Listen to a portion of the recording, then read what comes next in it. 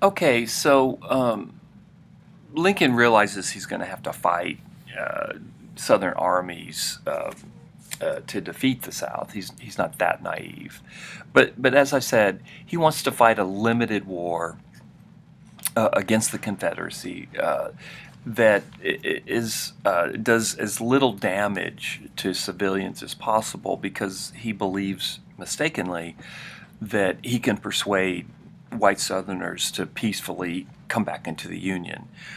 This was complete wishful thinking on Lincoln's part, and it's kind of very interesting because we always, or at least I always, think of Lincoln, never making a mistake and always having figured things out. Well, in this particular area, Lincoln's wrong. You know, once those 11 slave states left the Union, they would have to be conquered by force to be brought back, and Lincoln gradually realizes this. But early in the war, Lincoln manages to hold on to Kentucky.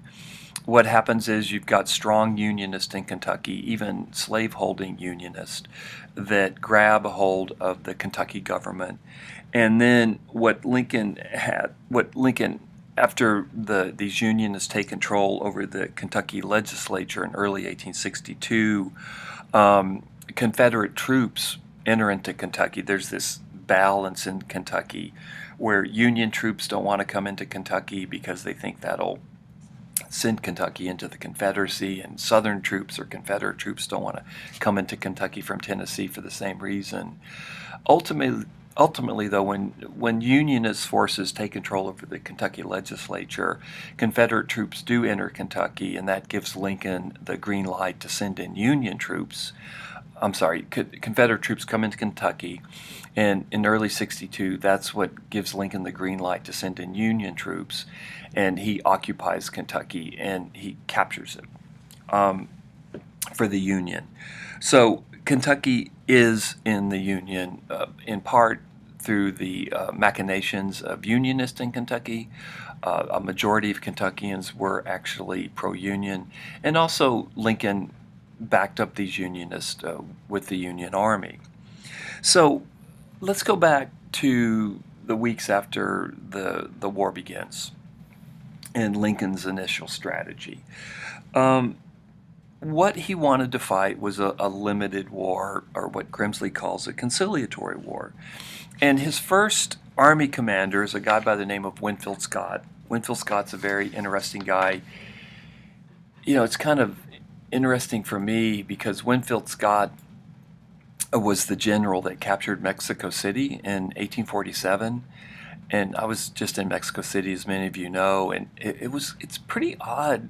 I've known this forever, that the U.S. had captured Mexico City, but being in Mexico City and seeing some places that were captured by the U.S. Army, the Zocalo, Chapultepec Palace, there's pictures of the U.S. Army storming this position. It was a little bit odd to be in Mexico and see these places captured by the U.S. Army. By the way, the Marine Corps hymn, from the Halls of Montezuma to the shores of Tripoli. Well, Halls of Montezuma, that has to do with the capture of Mexico, and Mexico City in particular. Montezuma, of course, was the Aztec emperor when Cortez got there.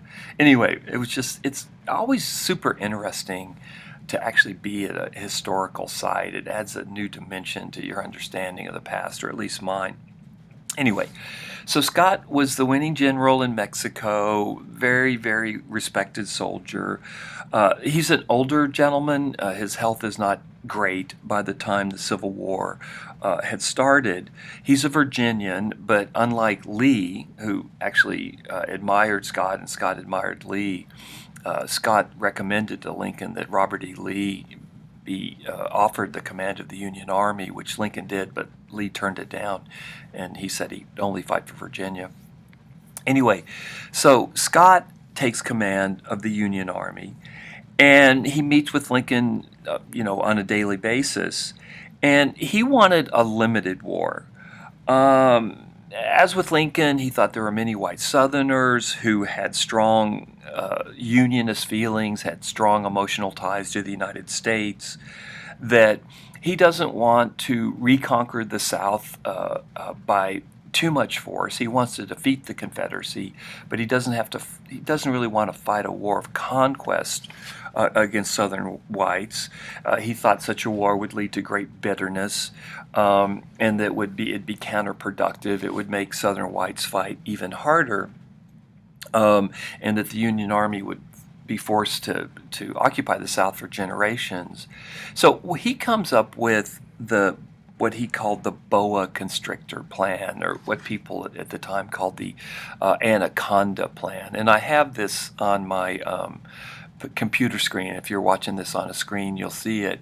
What Scott wanted to do was he wanted to fight a limited war that was not very bloody. Really, what he wants to do is he wants to surround the South and basically starve the South out. So as part of this Anaconda plan, he wants to blockade southern ports all the way up to from Brownsville all the way up to Virginia. So he wants goods. He doesn't want goods to come into the South from Europe. He doesn't want goods to go out of the South, especially cotton, to Europe. So he wants to deny the Confederate States any kind of commerce, any kind of trade. Now, he wouldn't have starved out the South because the South could feed itself because it's a rural economy. But what he wants to do is he wants to basically destroy the economy of the South by blockading the South. Now, the other thing he wants to do, and this is where this map is a little bit deceiving. If you're looking at the map, you'll see the so-called snake, the anaconda, the boa constrictor plan, where the idea is to smother the South. He actually wanted to have the Union Army capture the Mississippi River. Scott did, and by capturing the Mississippi River, he would cut the South in half. And he would separate Louisiana and Texas and Arkansas from the other parts of the South as well. So Scott, one of the key parts of his plan, in addition to blockading and trying to destroy the commerce of the South, he wants to capture the Mississippi River, which is very important for northern farmers because northern farmers from Illinois and Iowa, Minnesota, Missouri, Kentucky, they're sending goods down the Mississippi River to New Orleans and then down to world markets. So there's some civilians thinking along these lines as well. But in addition to a blockade, what Scott wants to do is he wants to capture the Mississippi River, make sure it's in Union hands. It's a major artery in the South, and he wants to split the South in two, and he wants to make sure that the Mississippi River is open to trade from states of the North. So that was the second part of the Anaconda plan. And the idea is that by blockading the South, by cutting it in half, by recapturing the Mississippi River, that the South would be suffocated in a metaphorical sense, especially the economy of the South. And Scott believed that this was the best way to defeat the South. And one of the great advantages of it, from his point of view, was it would cause very little bloodshed. The biggest battles actually would be the capture of positions along the Mississippi River. Scott thought that would take about 60,000 men. But generally, what Scott said was this was a way to defeat the South without cause. This would cause less bloodshed than any other way of defeating the South. This so-called Anaconda plan, so. It's attractive on paper, but it didn't work for a bunch of reasons. First of all, it was going to take a lot of time to smother the South, and actually it probably never really would have worked. There are plenty of ways the South could have avoided the blockade. As I'll talk about, the South was getting a lot of goods from Mexico across the Rio Grande River. There's huge trade between northeastern Mexico and South Texas during the Civil War, which Scott doesn't take into account in his Anaconda Plan. It seemed very passive to many in the North who want to just get this thing over with. And it's ridiculed. It's called the Anaconda Plan.